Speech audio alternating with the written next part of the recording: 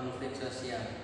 Konflik sosial merupakan gambaran tentang perselisihan atau percocokan, ketegangan atau pertentangan sebagai akibat dari perbedaan-perbedaan yang muncul dalam kehidupan masyarakat, baik perbedaan yang bersifat individu maupun perbedaan kelompok, seperti perbedaan pendapat pada penafsiran pemahaman, kepentingan atau perbedaan lainnya yang lebih luas dan umum seperti perbedaan agama, ras, suku, bangsa, bahasa, profesi, golongan, politik, dan sebagainya. Pengertian analisis konflik.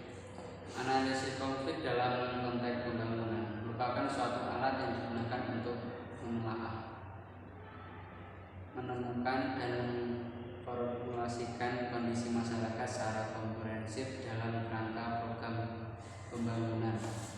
Mencakup analisis konflik membantu para pemangku kepentingan untuk mempertimbangkan kembali perspektif mereka yang lebih sering sangat dipengaruhi oleh emosi, salah pengertian, asumsi, kecurigaan, dan ketidakpercayaan. Dalam situasi konflik, emosi dapat dengan mudah mengalahkan logika dan kenyataan. Karena itu penting untuk membedakan opini dari fakta, perencanaan, pelaksanaan, dan evaluasi. Lanjut teori analisis konflik. Analisis konflik dalam konteks pembangunan merupakan suatu alat yang digunakan untuk menelaah. Nah, di sini berarti itu analisis konflik itu sebuah alat untuk menelaah suatu konflik, menginformasikan, mencakup analisis konflik, membantu para pemangku kepentingan. Nah, berarti di sini daripada teori analisis konflik itu ada yang menjelaskan bahwasanya teori konflik menganggap bahwa unsur-unsur yang terdapat di dalam masyarakat cenderung bersifat dinamis atau seringkali mengalami perubahan. Setiap elemen yang terdapat pada masyarakat dianggap mempunyai potensi terhadap disintegritas sosial. Menurut teori konflik ini, keteraturan yang terdapat dalam masyarakat hanyalah karena ada tekanan atau pemaksaan kekuasaan dari golongan yang berkuasa. Berarti di sini dari teori analisis konflik itu memang ada paksaan ataupun dorongan dari pihak yang berkuasa untuk melaksanakan suatu hal. Nah, di situ berpotensi disintegritas sosial.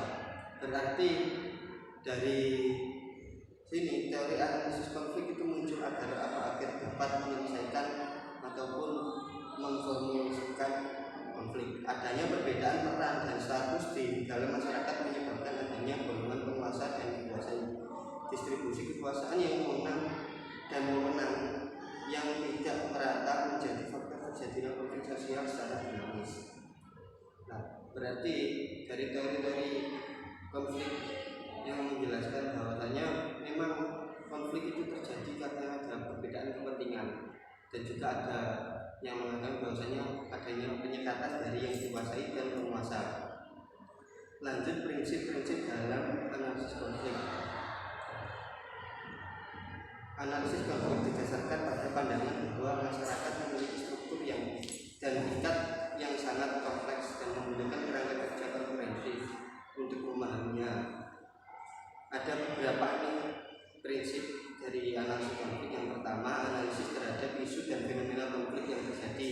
Tidak mudah merancang dan menguji alat bantu atau teknis analisis yang mampu meningkatkan kesaksian dari perangkat yang disusun. Berarti di sini itu kita menganalisis isu dan fenomena konflik yang terjadi.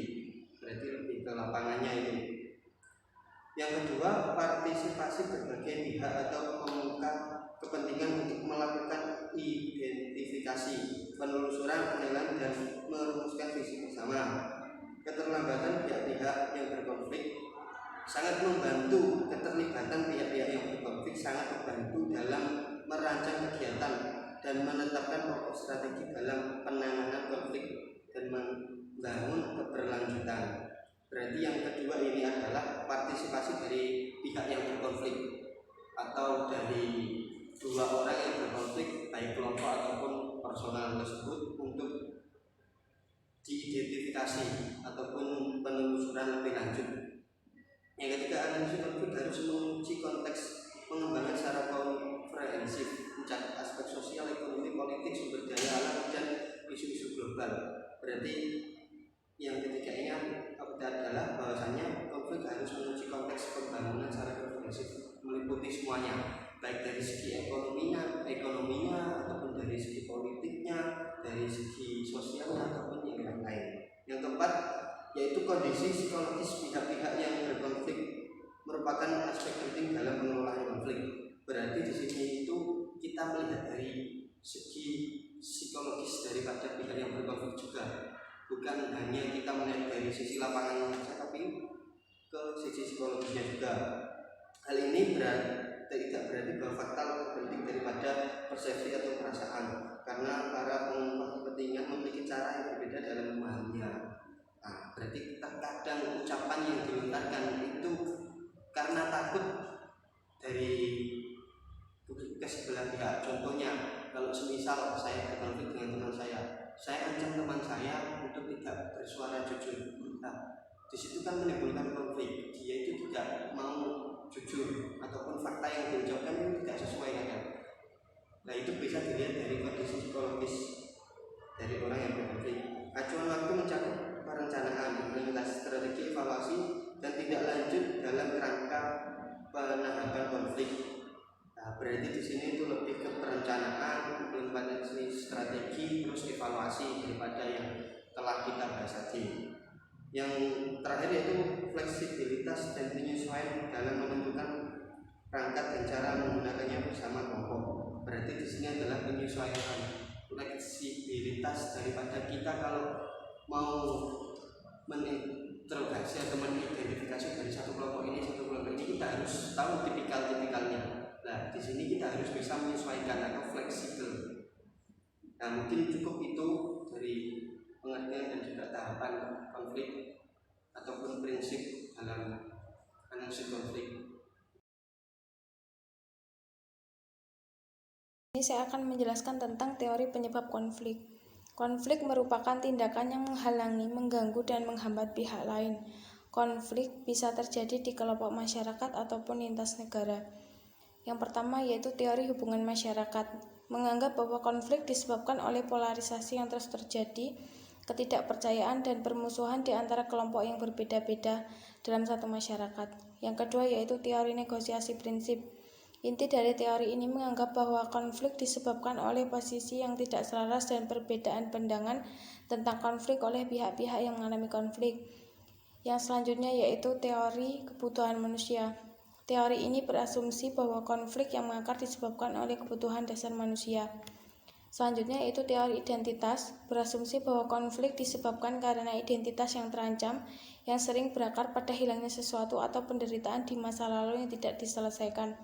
Yang selanjutnya yaitu teori kesalahan.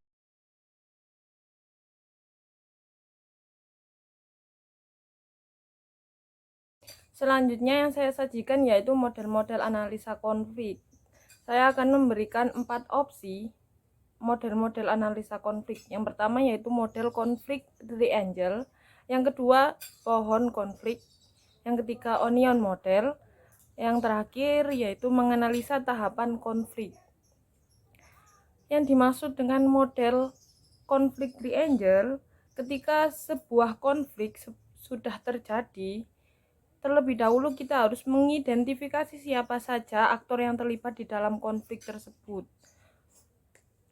Mengumpulkan informasi sebanyak-banyaknya tentang aktor-aktor, karena akan sangat dibutuhkan untuk mengetahui hal-hal yang mempengaruhi aktor tersebut atau yang terlibat dalam konflik tersebut. Selanjutnya yaitu menganalisa isu dan proses. Yang dimaksud isu yaitu hal-hal yang menjadi pokok bahasan dalam sebuah konflik. Di sini kita akan mencari apa sebenarnya yang dipermasalahkan oleh masing-masing aktor. sehingga konflik ini bisa terjadi. Sedangkan proses yaitu kita melihat bagaimana tahapan-tahapan sebuah konflik sejak kapan dimulai dan bagaimana proses konflik tersebut secara detail dari tiap tahapannya. Selanjutnya kita akan melakukan analisis konflik dengan menggunakan analogi pohon konflik. Terkadang saat melihat konflik, kita hanya memperhatikan apa yang terjadi atau nampak di permukaan. Misalnya, konflik terbuka dan konflik dengan kekerasan. Yang kita lihat itulah yang kemudian jadi bahan pertimbangan kita untuk menyelesaikan konflik tersebut. Alhasil, penyelesaian konfliknya pun bersifat taktis untuk sekedar menghentikan atau meredakan kekerasan dalam konflik terbuka tersebut. Meredakan konflik di permukaan tentunya penting, tetapi tidak akan cukup apabila hanya berhenti di situ. Karena manajemen konfliknya belum menyentuh akar konflik. Dianalogikan sebagai batang atau daun yang tampak atau telah termanifestasi. Analogi selanjutnya yaitu akar dari pohon konflik dibagi dalam dua hal, yaitu root causes dan trigger. Root causes adalah penyebab konflik yang laten atau potensial, sedangkan trigger sebagai pemicu atau hal-hal yang